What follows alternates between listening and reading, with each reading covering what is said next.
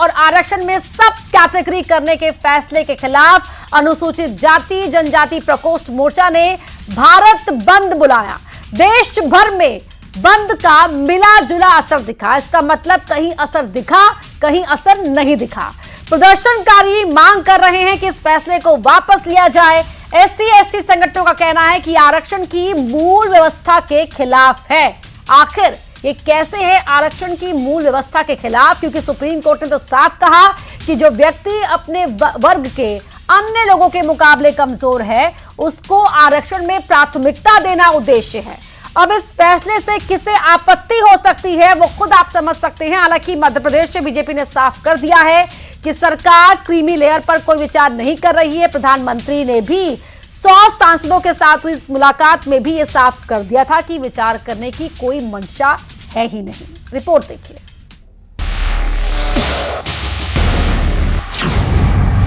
आरक्षण में वर्गीकरण, भारत बंद, सड़क पर रण।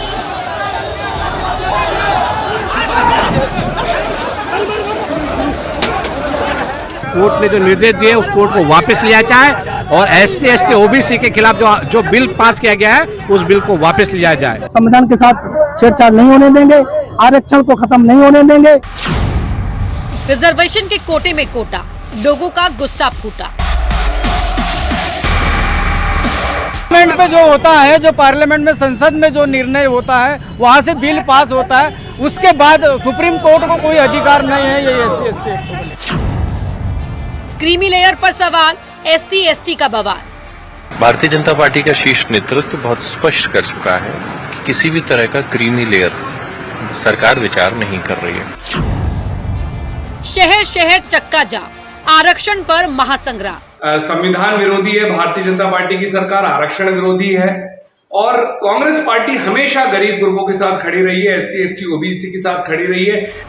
सुप्रीम कोर्ट के आरक्षण में क्रीमी लेयर और उप वर्गीकरण करने के फैसले के खिलाफ भारत बंद तहत SC/ST संगठनों ने प्रदर्शन किया। देश भर में भारत बंद का असर दिखा। आरक्षण में वर्गीकरण के फैसले को वापस लेने की मांग की गई है। आखिर आरक्षण के फैसले का विरोध क्यों? क्या इससे आरक्षण की मूल व्यवस्था पर असर पड़ेगा? आज इसी पर करेंगे महाडिबेट। आरक्षण के वर्गीकरण में सुप्रीम कोर्ट ने साफ किया है, सब कैटेगरी बनाने का अधिकार राज्य सरकारों को है और उसके लिए मजबूत आधार और तथ्य होने चाहिए। इससे जरूरतमंद को आरक्षण में प्राथमिकता मिलेगी। तो फिर विरोध के स्वर इतने बुलंद क्यों प्रोटेस्ट किया जा रहा है? इसी पर करेंगे महाडिबेट। लेकिन पहले महाडिबेट के सवाल देख लेते हैं। पहला सवाल रहेगा, कमजोरों को प्राथमिकता तो विरोध क्यों हो रहा है? हमें क्या ये नहीं सिखाया गया है संविधान के तहत कि जो कमजोर हैं उनको आगे लेकर आना है? अगला सवाल रहेगा, क्या अपनों के लिए ही अपने बन रहे हैं रोड़ा? ये सवाल महत्वपूर्ण है। अगला सवाल, जो आखिरी सवाल रहेगा महाडिबेट का आज का, वो है कोटे में कोटा किसको खटक रहा है? इन तीन सवालों के इर्द गिर्द आज की महाडिबेट रहेगी। खास मेहमान जुड़ चुके हैं, उनका परिचय आपसे करवा देते हैं। कांग्रेस के पूर्व विधायक है शैलेंद्र पटेल जी, बीजेपी के स्पोक्स पर्सन हैं ब्रजगोपाल लोया जी, सरमन नगेले जी हैं, वरिष्ठ पत्रकार हैं।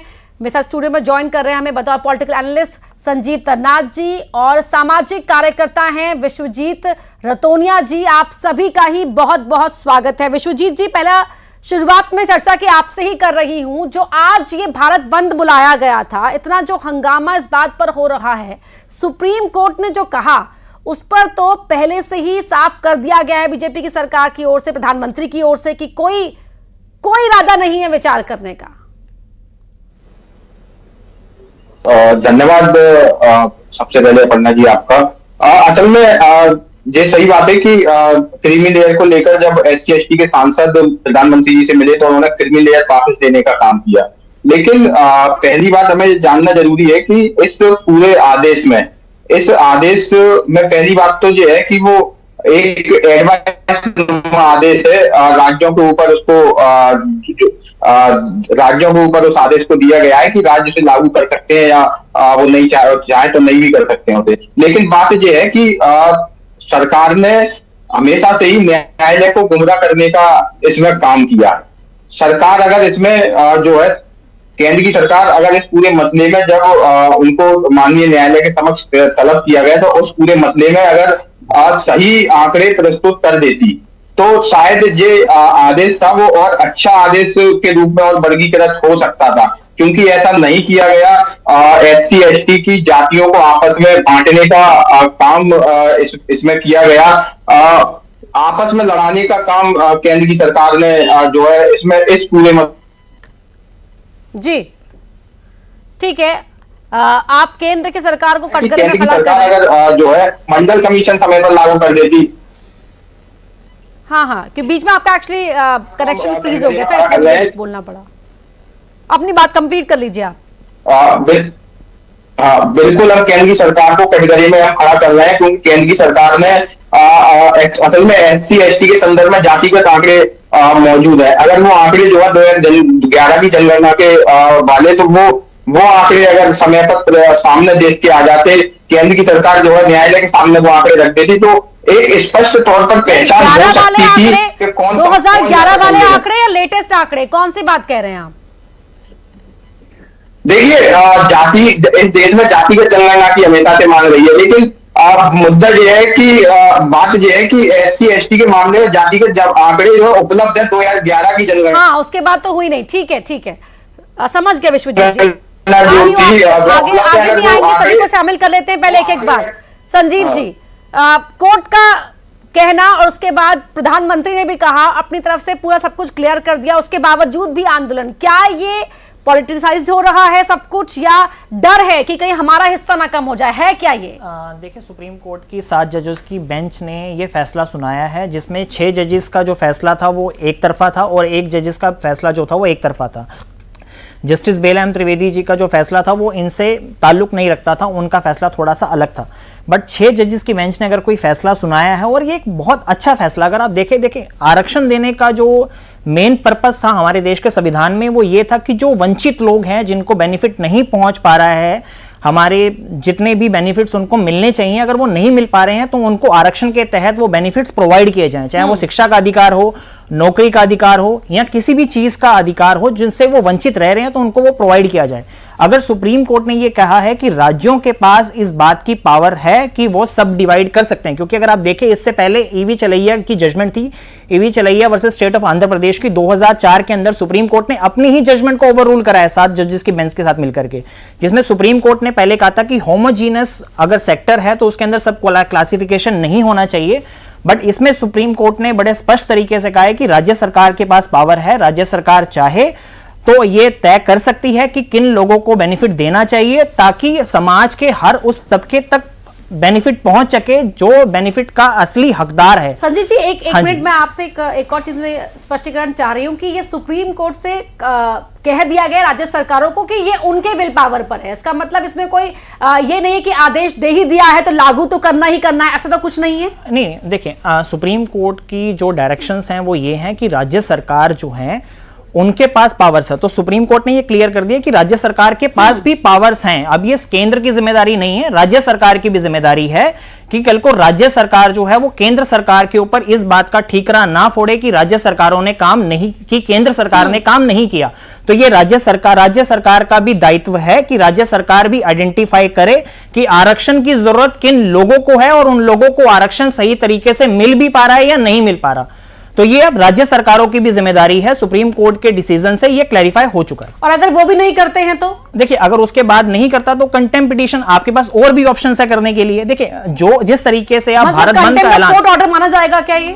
देखिए, अगर आपको डायरेक्शंस दी हैं तो आपको डायरेक्शंस को कंप्लाई करना पड़ेगा, आप मना नहीं कर सकते डायरेक्शंस को। पीएम कह रहे हैं कि नहीं, हमारा ऐसा कोई विचार करने का इरादा नहीं है, तो देखिए, सुप्रीम कोर्ट ने जो डायरेक्शंस इशू करी हैं, सुप्रीम कोर्ट ने कहा है कि जो वंचित वर्ग है समाज का, कि जो आखिरी समाज का तबका है जिनको बेनिफिट्स नहीं मिल पा रहे हैं, आप उनको आइडेंटिफाई कीजिए और उसके बाद बताइए कि उनको बेनिफिट मिल पा रहे हैं या नहीं मिल पा रहे हैं। तो जजमेंट में बड़े साफ तरीके से क्लियर कर दिया और क्लियर तरीके से डिवीजन ऑफ पावर्स कर दिया कि राज्य सरकार के पास भी पावर है आइडेंटिफाई करने की, और कोटे के तहत वो अपनी जिम्मेदारी से ना बचे, ये ना कहे कि भाई ये तो सेंटर ने नहीं किया। ये आरोप प्रत्यारोप की राजनीति अब इस आदेश के बाद मेरे हिसाब से नहीं होनी चाहिए। ब्रिज गोपाल जी, लेकिन यहाँ पर विश्वजीत जी ने लगातार सवाल उठाया कि गुमराह किया गया आंकड़ों के जरिए, सही आंकड़े आपने कोर्ट के सामने पेश ही नहीं किए, और अब ये इस बात को लेकर आप कितना भी समझा लीजिए, लेकिन देखिए सड़कों पर तो आंदोलन दिखेगा ही। देखिए अपर्णा जी, एक बात बड़ा स्पष्ट है कि सुप्रीम कोर्ट ने कोई निर्णय नहीं सुनाया है, ये सच है। सुप्रीम कोर्ट ने एक डायरेक्शन दी है। दूसरा बात, माननीय प्रधानमंत्री जी स्पष्ट रूप से ये कह चुके हैं कि हमें इसे लागू करने में हमारी कोई रुचि नहीं है, हम इसे लागू करने नहीं जा रहे हैं। ना तो हम आरक्षण की प्रणाली में बदलाव कर रहे हैं, ना आरक्षण के परसेंटेज में बदलाव कर रहे हैं। आरक्षण जिस तरह का प्रारंभ है उसी तरह को हम कंटिन्यू करेंगे। तीसरी बात, जो राज्यों के निर्देश है उसमें मध्य प्रदेश के संदर्भ में मैं आपसे कह दूं कि मध्य प्रदेश की सरकार ये बड़ा स्पष्ट कर चुकी है कि एससी और एसटी में रिजर्वेशन में हम किसी तरह की क्रीमी लेयर पर विचार भी नहीं कर रहे हैं। तो मुझे नहीं लगता है कि कहीं कहीं किसी भी तरह का कोई कंफ्यूजन है, परंतु यदि फिर भी जनता और खास तौर से जिस समुदाय के लिए, एससी और एसटी के लिए, यदि कोई गाइडलाइन सुप्रीम कोर्ट देती है, यदि सरकार के पास वो आती है, तो सरकार के पास ये अधिकार है कि यदि वो उन्हें बेहतर समझे तो लागू करे। तो सरकार ने बड़ा स्पष्ट कर दिया है कि हम इसे लागू करने में हमारी कोई रुचि नहीं। हंगामा क्यों हो रहा है? मुझे लगता है कि कहीं ना जी ये हंगामा फिर सड़कों पर, ये आंदोलन क्यों, भारत बंद क्यों, कौन बुला रहा है, क्यों बुला रहा है? मतलब बुला कौन रहा है तो पता है, लेकिन क्या है इसके पीछे फिर? नहीं, देखिए इसके पीछे इस देश में सभी को शांतिपूर्ण प्रदर्शन करने का अधिकार है, अपनी बात रखने का अधिकार है, अपनी बात सरकार को पहुंचाने का अधिकार है, और कानून के दायरे में रहकर अपनी बात को रखना ही लोकतंत्र की खूबसूरती है। हम किसी आंदोलन के विरुद्ध में नहीं हैं, परंतु इस एक गंभीर प्रश्न जरूर उठता है कि जब राज्य सरकार, केंद्र सरकार दोनों मिलकर इस पर कोई काम नहीं कर रहे हैं, तो फिर मुझे लगता है कि इसकी आवश्यकता नहीं है। शैलेंद्र पटेल जी, क्या कहेंगे आप? देखिए अपर्णा जी, आपने बड़ी गंभीरता से सभी की बातें सुनी। इशू ये है कि जो आंदोलन क्यों हो रहा है, जब अगर राज्य सरकार भी कह रही है और केंद्र सरकार भी कह रहे हैं, मुख्यमंत्री भी कह रहे हैं, प्रधानमंत्री, वो इसलिए हो रहा है कि चुनाव के दौरान भारतीय जनता पार्टी के बहुत सारे नेता, जैसे ज्योति मृधा हो गई या अनंत हेगड़े हो गए, उनके बयान आए कि हमें 400 पार दे दे, हम संविधान बदल देंगे। और ये जब बयान आए उसके बाद उसका कोई खंडन नहीं हुआ, और आज तक कभी कहीं भारतीय जनता पार्टी ने या प्रधानमंत्री जी ने या मुख्यमंत्री जी ने इस बात का खंडन नहीं किया। और ये कहीं ना कहीं नहीं, हर बार किया, हर मौके पर किया कि संविधान को बदलने की कोई बात ही नहीं है। देखिए, जिन्होंने कहा उनके खिलाफ ना कोई कार्रवाई हुई, ना कोई इनके ऊपर एक्शन लिया गया उनके बयान के बाद, और एज इट इज रहा। और इन सब चीजों के कारण जो हमारे अनुसूचित जाति, जनजाति और पिछड़ा वर्ग के लोग हैं, उनके दिमाग में यह बात बैठी है कि इस तरीके से कहीं ऐसा नहीं हो कि जो संविधान ने हमें राइट दिया है, उस संविधान के राइट को कहीं भारतीय जनता पार्टी धीरे धीरे खत्म नहीं कर दे। ये उनके मन का डर है, और ये डर अगर है तो इसको हटाने का काम सरकार का होना चाहिए। लेकिन सरकार ने ये बयान देने के अलावा कुछ इस तरीके अभी वातावरण नहीं बनाया, कोई बातचीत उस तरीके से नहीं की, बुला के चर्चाएं नहीं की कि भैया कोर्ट ने डिसीजन दिया, डायरेक्शन दिया है, हम सरकारें लागू करें या ना करें ये उनकी विल है, और हमें अगर कुछ होगा तो संशोधन करेंगे। इस बात की क्लैरिटी नहीं होने से ये जनता का एक आंदोलन है, इस वर्ग का एक आंदोलन है। वो अपने अधिकारों को चाहती है कि वो हमारे साथ रहें। जो अधिकार आजादी के बाद से उन्हें आरक्षण के माध्यम से संविधान ने दिए हैं, वो उनको कंटिन्यू होते रहें। अगर उसमें कोई किस तरीके की दखलंदाजी होती है तो निश्चित रूप से प्रजातंत्र में उनका अधिकार है, वो आंदोलन कर रहे हैं, और उस आंदोलन के माध्यम से सरकारों, चाहे राज्य सरकार हो चाहे केंद्र सरकार हो, उनके पास अपनी आवाज पहुंचा रहे हैं कि हमारे जो अधिकार मिले इनका हनन ना करें, उन पे कहीं बैकडोर एंट्री ना करें, पीछे से हमारे अधिकार छीनने का प्रयास ना करें। ठीक है, शॉर्ट में आपका देखिए अपर्णा जी, जब एक बात है कि आदरणीय शैलेंद्र जी कह रहे हैं कि सरकार ने, जिम्मेवार लोगों ने नहीं कहा, माननीय प्रधानमंत्री जी ने सीधे सीधे कहा कि मेरे जीवित रहते या सरकार में रहते यह असंभव है कि संविधान में कोई परिवर्तन हो जाए या आरक्षण में कोई परिवर्तन हो जाए, दोनों की कोई संभावना नहीं है। एक बात को आप समझ लीजिए, जिस तरह का झूठ फैलाने का काम, जिस तरह जातियों में बांटने का काम कांग्रेस कर रही है, और जो दुहाई दे रहे हैं कि संविधान ने आरक्षण दिया, नहीं, बाबा साहब भीमराव अंबेडकर जी ने इस देश के वंचित समाज को आरक्षण देने का काम किया, और उनका विरोध करने का काम कांग्रेस पार्टी ने किया, इवन उन्हें चुनाव हराने का काम किया, उनकी जो विशेषताएं थी उनको छुपाने का काम किया। तो मैं बड़ी विनम्रता के साथ कहना चाहता हूं कि कांग्रेस पार्टी इस तरह की जो आग लगाने की कोशिश कर रही है उससे बाज आए, क्योंकि सरकार का मत जब बिल्कुल स्पष्ट है कि सरकार कोई भी परिवर्तन नहीं करने वाली है, और हम तो वो सरकार है कि जो कहते हैं वो करते हैं। वो सरकार नहीं है कि एससी नहीं, एक मिनट बात कंप्लीट होने दीजिए, कि एससी एसटी को 70 वर्ष आपने आरक्षण का लाभ नहीं मिलने दिया जम्मू कश्मीर में, डबल मौका मिल गया नहीं जम्मू कश्मीर में आपने लाभ नहीं लेने दिया। ठीक है, सरमन जी के पास जा रही हूँ, आपकी बात तो पहले ही क्लियर कर दी थी। पटेल जी, हाँ मुझे पता है आपको जवाब दे रहे, लेकिन सरमन जी को शामिल कर लेते हैं। सर, जितेंद्र मांझी कह रहे थे कि जिन्होंने आज प्रदर्शन किया है वो है तो हमारे ही भाई, लेकिन स्वार्थी हैं।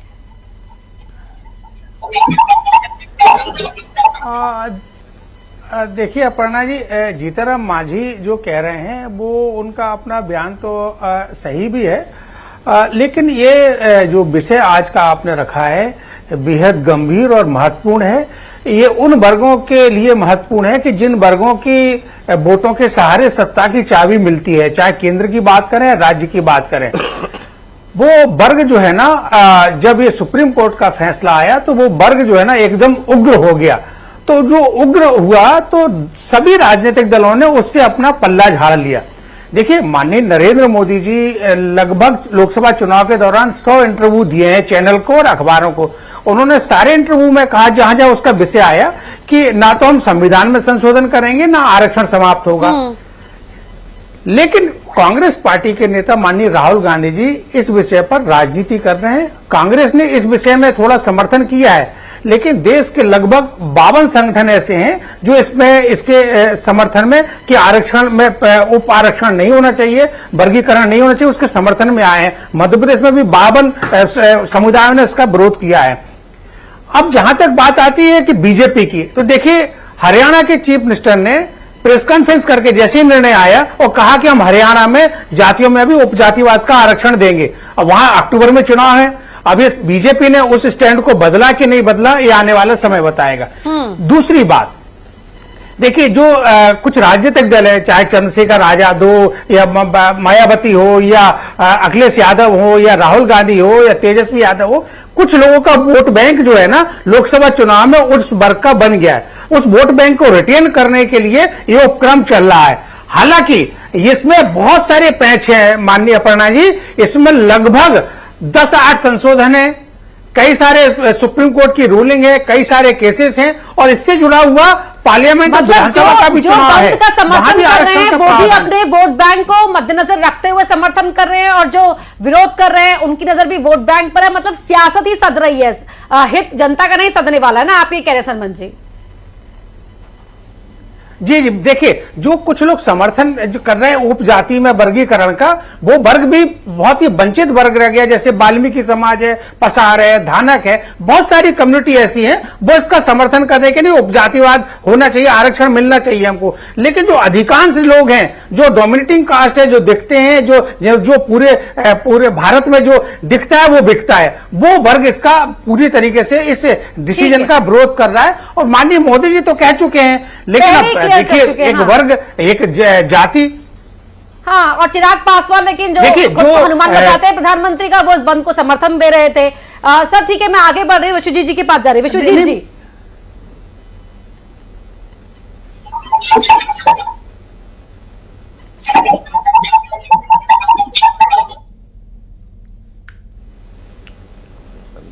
विश्वजीत जी जी जी नहीं, तो सवाल वहां पर घूम फिर के यही आता है ना कि पहले ही क्लियर कर दिया गया केंद्र सरकार की ओर से, तो उसके बावजूद भी ये बंद क्यों? वापस आंदोलन की रणनीति क्यों? क्या विश्वास नहीं है आपको केंद्र सरकार पर? बिल्कुल विश्वास नहीं है केंद्र की सरकार पर। अगर भाजपा ये कहती है कि हम इसको लागू नहीं करेंगे, और उन्होंने प्रधानमंत्री ने जब SC ST के सांसदों के जाने पर जब आश्वासन दिया, तो भाजपा, सबसे पहली बात, भाजपा बड़े बड़े अखबारों में खबर छपी, भाजपा स्वयं इस आंदोलन के समर्थन में आई है। भाजपा ने खुद कमेटियां गठन करने का काम किया है। पहला झूठ तो उनका यही सामने आ रहा है भाजपा वालों का। दूसरा ये कि अगर वास्तव में ये आरक्षण के समर्थक हैं, अगर वास्तव में ये SC ST OBC के दलित पिछड़ों के आदिवासियों के समर्थक है, तो फिर आरक्षण को 9वीं अनुसूची में क्यों नहीं डाला जा रहा? बार बार उसको बहस का विषय को बनाया जाता है। और सबसे बड़ा सवाल ये है इस देश के अंदर मंडल कमीशन की रिपोर्ट लागू क्यों नहीं की जा रही है? इस देश के अंदर जातीय जनगणना क्यों नहीं की जा रही है? SC ST के संदर्भ में जो है जो जातीय जनगणना जो गलती कांग्रेस ने की उसका सुधार भाजपा क्यों नहीं कर रही है? क्यों आकर SC ST के जातीय आंकड़े उजागर नहीं करती है, सबके सामने नहीं लेके आती है? ये गलतियां हमेशा से भाजपा करती हुई आई है। यही भाजपा जिसके शासनकाल में संविधान की प्रतियां दिल्ली की सड़कों पर जलाई गई, वो भाजपा कह रही है कि हम संविधान खत्म नहीं होने देंगे, वो उनका कार्रवाई नहीं हुई आज तक उन लोगों पर। तो ये भाजपा हमेशा से झूठ बोलती हुई आई है और हमारी ये मांग है कि भाजपा को ये करना पड़ेगा। इस पे धारा 9 में सूची 9 में जो है इस आरक्षण के विषय को डालना होगा ताकि ये कोई बहस का विषय ना बने। दूसरी बात, मंडल कमीशन की रिपोर्ट जो है लागू करना होगी। हमारी मांग इस पूरे आंदोलन में बंद के दौरान रही है कि मंडल कमीशन की रिपोर्ट जब तक लागू नहीं होगी, जब तक ये विस्तार रूप से लागू नहीं हो पाएगा। मंडल कमीशन का एक क्लॉज ये बोलता है कि जो निजी संस्थान है और सरकारी वित्तीय सहायता प्राप्त है उनमें आरक्षण की व्यवस्था होना चाहिए, क्योंकि सरकारी दायरा कम हो गया। पहले तो 2% नौकरियां 75 तक रह गई है, इसलिए निजी संस्थाओं में आरक्षण की जरूरत है। और ये भाजपा क्यों नहीं करती है? इसमें बातें देने का काम, बातें करने का काम भाजपा कर रही है, झूठ बोलने का, भ्रम फैलाने का काम भाजपा कर रही है। क्यों भाजपा ने आंकड़े रतौरिया जी 1 ही मिनट है मेरे पास। लोया जी नहीं, विश्वजीत जी को मैं आग्रह पूर्वक बताना चाहता हूं जिस मंडल कमीशन की बात कर रहे हैं वो भारतीय जनता पार्टी के समर्थन की विश्वनाथ प्रताप सिंह की सरकार ने उसे बनाया था। 6 सितंबर 1990 को कांग्रेस के पूर्व प्रधानमंत्री राजीव गांधी जी ने लोकसभा में उसका विरोध किया था। मैं आपको प्रामाणिक रूप से कह रहा हूं। अब मैं ये नहीं समझ पाता हूं कि आप ये ज्ञान कहां से ला रहे हैं। विश्वजीत जी, यही भ्रम है जो कांग्रेस फैला रही है और इससे बहुत दूर रहने की आवश्यकता है। और केवल कांग्रेस नहीं फैला रही है, ये पूरा इंडिया अलायंस फैला रहा है। और आप जो कह रहे हैं बार बार के संविधान की नवी अनुसूची में नहीं आया, ये बात आप उनसे नहीं कर रहे हैं जो इस देश में 65 वर्ष तक राज कर रहे थे। ये उनसे प्रश्न नहीं करेंगे आप, इसका भी प्रश्न। विश्वजीत जी और सुन लीजिए और कंप्लीट कर देता हूं। 2011 में जनगणना में 2014 तक कांग्रेस की सरकार रही, उन्होंने उस जनगणना के आंकड़े जारी नहीं किए 2011 से 2014 तक। और मैं फिर से कहता हूं कि यदि आप जवाब देते हैं सर, 30 सेकंड बचे मेरे पास।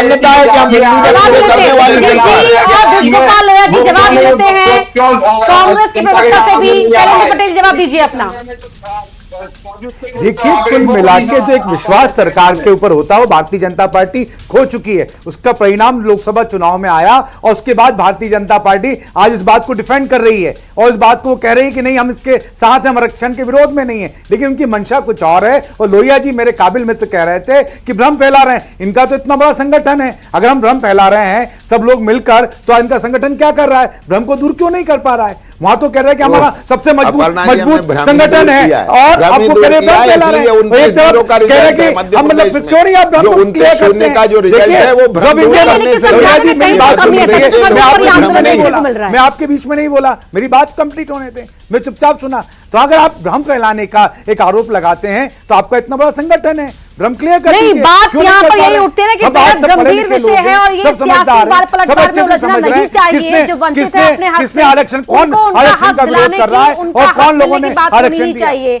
बहुत धन्यवाद आप सभी का। एमपी की महा डिबेट में समय इतना ही था मेरे पास, लेकिन जो वंचित है उनके नाम पर वोट मांगेगा, सियासत कीजिएगा, लेकिन जब बात होगी उनका हक दिलाने की तो फिर अपनी सियासत को देखकर अपने कदम पीछे खींच लेंगे तो कैसे काम चलेगा। एमपी की महा डिबेट में इतना ही।